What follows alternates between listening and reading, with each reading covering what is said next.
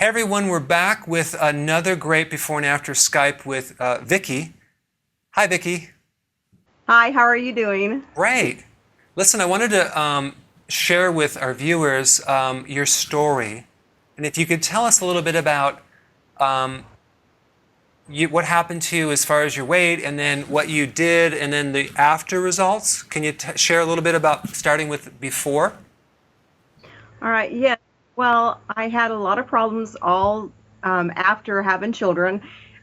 A lot of people gain weight after having kids. Well, that really wasn't the case with me. It was years after, when my children were in elementary school, that things started happening. My thyroid shut down. I got put on Synthroid, and the Synthroid didn't react to me like it's supposed to. All I wanted to do was sleep, and the way I felt was I just made me feel like a zombie. I had no energy. All I wanted to do was sleep. So I just decided that I would rather be fat and happy than skinny and a zombie. So I got off the Synthroid. I tried multiple things throughout the years, from juicing. I don't want to name everything that I did, because I don't want to, what works for some people didn't work for me. So I don't want to, talk out of school. But I tried for years the low fat, and I just kept getting fatter and fatter. I didn't quite understand what was going on, because if you looked at what I ate a lot of great vegetables. I ate a lot of organic. I was really very choosy in my shopping, but I chose low fat. And so on Facebook, I had been watching a girl named Dreama, and once she got up to about 135 pounds lost, I was very, just what is she doing? I've got to figure this out. So she told me all about keto. So I looked it up. I did a lot of research. It went against everything that I had been told, this food pyramid that we're taught. And so I thought, well, let me give this a shot. 7 months in, I lost the bulk of my weight. I was 18-20, size 18 and 20. And I kind of try to focus more on size than I do on weight, because everybody looks different at a different weight. Everyone's body build, I think, is a little bit different. And so, as I said, I think a lot of people focus too much on how much they weigh. I think you should focus on how healthy do I feel? How healthy do I look? I mean, that's my mentality, because I feel so much better. My daughter is just ecstatic about it. She's 30 years old. And so my son is 28, and my youngest son is 19. So they're all very happy about me getting healthy. How old are you? Sorry? How old are you? I'm 49. Wow. That's awesome. So I will be 50 in March. That's awesome. So, but this is the first time in my life that I remember really feeling 100% confident and 100% healthy, and I'm not at my goal yet. So, what's your size now? Right now I wear a size 6'8". That's really awesome. That is Which awesome. I think sizes have really changed over the years, because I remember being a size 9, and I was 107 to 120 pounds. And so now I weigh more than that, and here I am a 6'8". So I believe sizes has changed a lot. Sounds like it. I know. Are you finding other benefits, like with your energy and the thyroid symptoms are changed? Yeah, my thyroid is 100% working. I've had a full physical. They've checked my thyroid. They have checked all my cholesterol, everything. My LDL is 94, my HDL is 96, and my triglycerides are 53. So everything is perfect. And I feel, just like, I don't know how to explain it, but if I look at pictures of what I looked like even before I gained weight to what I look like now, I look actually younger now than I did 20 years ago. Wow, that's incredible. I know. I'm like, you don't look like you're 49. You don't look like you're old enough to have a 30-year-old child, basically. Yes. Um, Thank you. so another question I had about your thyroid. So if you take Synthroid, a thyroid medication, and you don't feel better, usually that means your thyroid problem is usually secondary to something else. So I have two questions, because usually thyroid comes from either a gallbladder liver issue or high estrogen from an overactive ovary. So do you say that your symptoms in the past were more cycle related, heavy cycles, or more digestion? I think it was maybe a mix of both because I ended up having my gallbladder taken out. And then I ended up with a lot of other female problems that ended up having a hysterectomy. So I think it was a mix of both. Yeah, because without a thyroid, it's harder to convert the T4 to T3. So that would explain a lot. Interesting. So how many meals a day do you consume now? I eat when I'm hungry. So sometimes I get up and I get busy throughout my day, and I go to the gym, I work out. I like to work out before I eat. If I go to the gym after I eat, I just don't have as much energy. I don't know how to explain that. It's like I feel heavy, but I really like to work out before I eat. And so I can have anywhere from, 2 to 6 meals a day. I mean, it just depends. Sometimes I'll just have my morning coffee, and I put my butter. I use my Kerrygold butter in my coffee and my MCT oil in my coffee in the mornings. And that's what I'll have before I go to the gym and work out. And so then I get home from the gym and I get busy throughout my day. I have a farm. I have milk goats, so I have dairy goats. And so I make my own soaps, and I do a lot of things around the farm. So, I get busy on the farm. But, if I get hungry, I eat, which, that used to be a big problem of mine, is that I was a meal skipper. So give me an example. So in the morning you have the coffee, and then when's the next time you roughly eat on average? Like what time? Usually around 2 o'clock. 2 o'clock, okay. That seems to be the time that I get hungry. After I have my coffee, I go to the gym, I work out, I do my farm chores. It usually is around 2 o'clock. And then I usually have dinner around 6 o'clock at night. Cool. I try not to eat 3 hours before I go to bed. Right. And at 2, what would you eat? Usually I make sure that I always have a cheese, a protein, and then green leafy vegetables. Good. That's what I like to have. Good. Are you finding that your cravings have gone down? Oh, most definitely. Because used to, my biggest craving was donuts, maple donuts. Yeah. That's the gallbladder problem. Wow. And was there anything in any of my videos that you saw that you got some tips to tweak either intermittent fasting or ketosis a little bit better? The intermittent fasting was what did it for me, is because when I watched your videos about it, I was kind of, leery about it at first, but I had hit a stall. And so I watched more videos and decided I was going to give it a try, because I had hit a stall for several months, but I was still losing inches and I still felt fabulous. So I wasn't giving up, and I've gone too far to give up. And so I tried it one morning, and I actually lost 2 pounds that day. So I was pretty amazed. And I had gone to the gym, worked out, came home, and I ate roughly around 2 o'clock. That seems to be my time that I get hungry.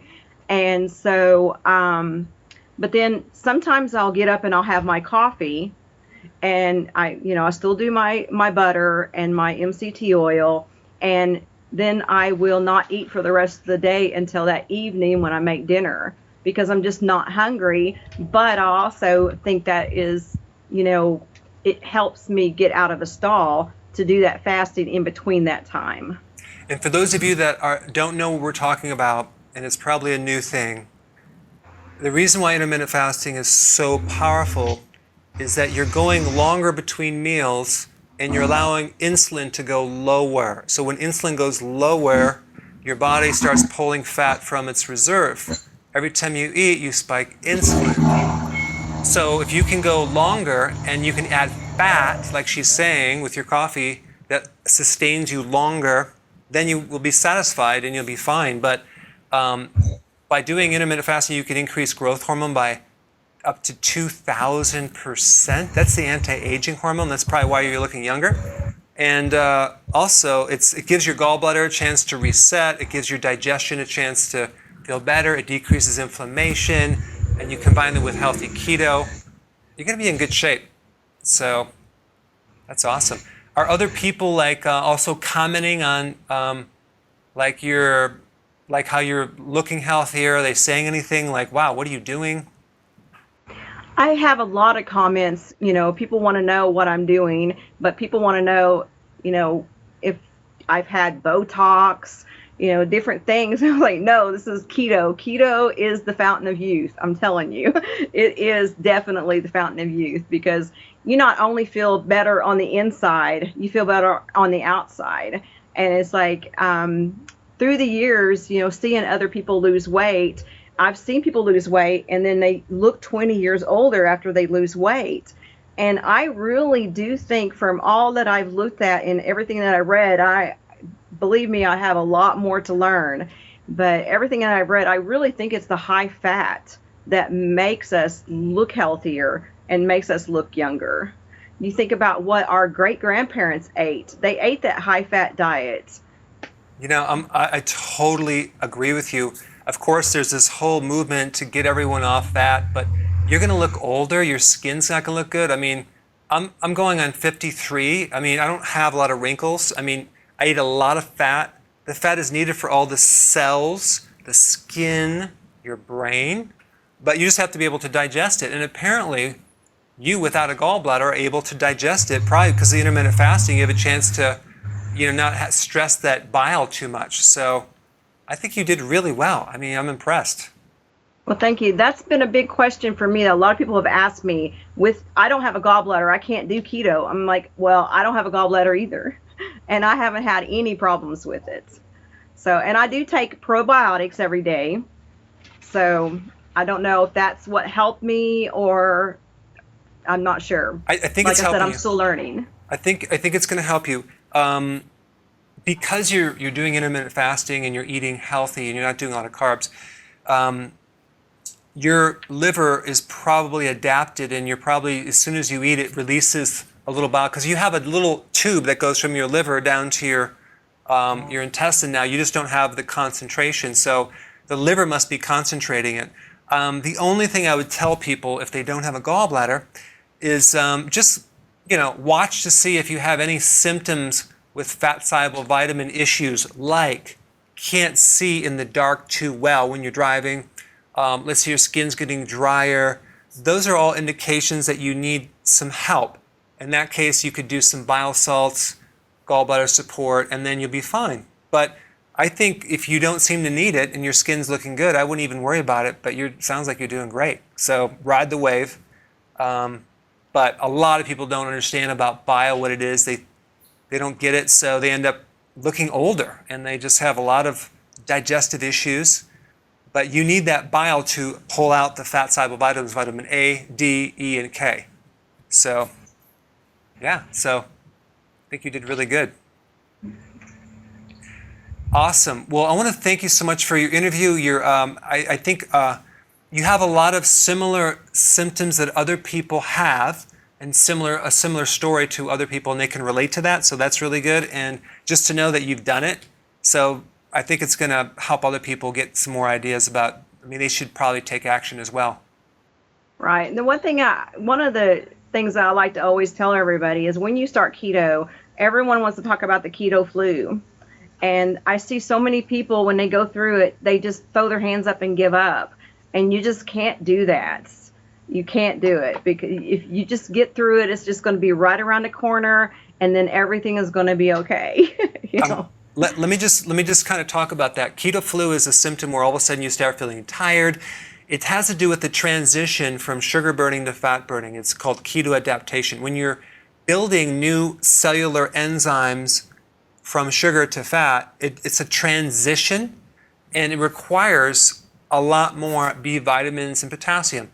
So, and even some sodium. So if you're low on that going in there because you're not having enough vegetables or you're not having any B vitamins I recommend nutritional yeast or some potassium supplement, you won't have hardly any symptoms if you know what you're doing. So on the videos, YouTube, I actually have every single possible symptom that you could go through in the transition, and you can watch those and just get ideas. But yeah, I recommend nutritional yeast, and those things should just go away like that. And the other thing is that if you start noticing muscle weakness, that's sodium loss. So you need more salt. If you point your toes and notice that you're getting cramps in the calf, that's more calcium. So I show you basically what to do for different situations. And I just want to mention one thing. A lot of people watching already have my book, The 7 Principles, but the new one is out. This is supposed to be out last January 1st, so it's a little overdue. There's a lot of pre-orders people are going to be a little upset because it's not out yet, but it's out now. And it has all the details about keto, intermittent fasting, how to do it right, with a ton of Q&A, how to make healthy desserts and called keto bombs. And it also has in there how to add into your body type. So if you have a little more thyroid issues, how to tweak the diet to even be more strategic in what you're doing. So it's just all about giving people better ideas to overcome these issues, so that way they can stick to it longer. So, awesome. I just tell everybody to not give up, just keep moving forward, and you're going to get through it. Now, myself, I didn't ever go through the keto flu, and I don't know if that has to do with that I started paleo first, and I had lost some weight, gained it almost all of it back, and so then that's when I started keto. So I don't know if it was because of that transitioning that, the only thing I had was severe headaches. And so I didn't go through a lot of feeling like you actually have the flu, but I've, had friends that had it.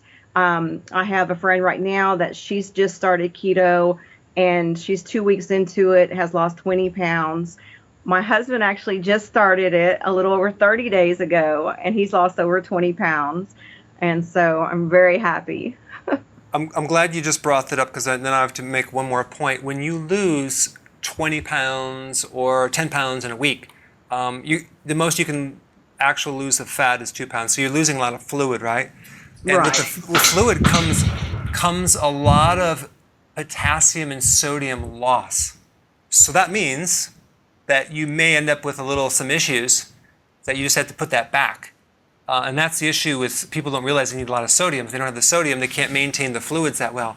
So it's really simple when you understand it. But yeah, well, that's awesome. So thank you so much, Vicki, for Thank you. sharing your story, and I love it. I think you did wonderful. So keep up the good work. And I know that you have more goals to achieve, but maybe in like a couple months we'll do another one, like an update. Oh, that would be awesome. Thank you. All right. I hear the chickens in the background, so it sounds like you gotta go. All right. Thank you. All right. You're welcome. Thanks. You have a great day. You too. Bye.